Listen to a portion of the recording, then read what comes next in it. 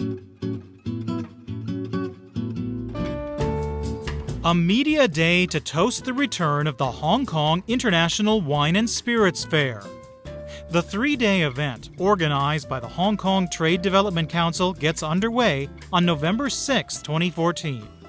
It's expected to draw more than 1,000 exhibitors from 34 countries and regions, and will host an international competition. This year, a wider variety of beverages will be celebrated with a new Whiskey and Spirits zone, and a series of masterclasses and seminars featuring experts like Eddie Nara, founder of Hong Kong's own Malt and Grain Whisky Society.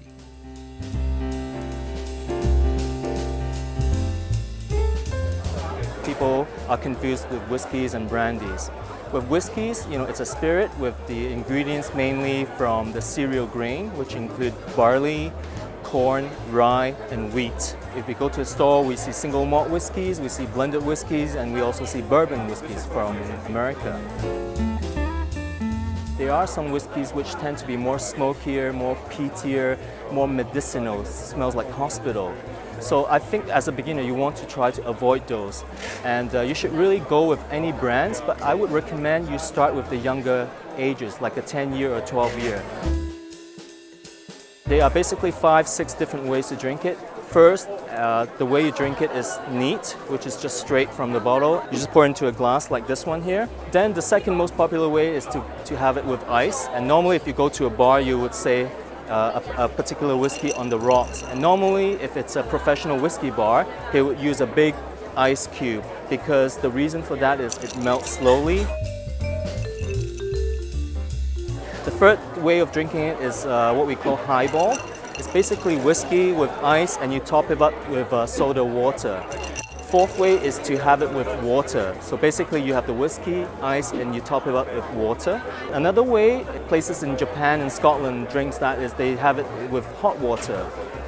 And I think in Scotland it's called the hot toddy. And last but not least, of course, our favorite cocktails where you can find in the bars. Cocktails like Manhattan, whiskey sour, and old fashioned are popular whiskey cocktails. I've done several tastings, whiskey dinner pairings, with friends and with students. It works particularly well with seafood because remember I mentioned about certain whiskeys, they're particularly salty, which you can find in Scotland. And it goes well with a lot of seafood, particularly in China, in Hong Kong. I think the whiskey industry is benefiting from the wine.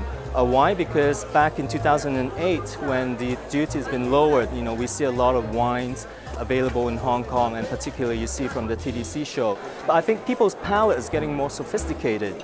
They want something more, and probably they want more high alcohol kind of spirits, so they would try whiskey.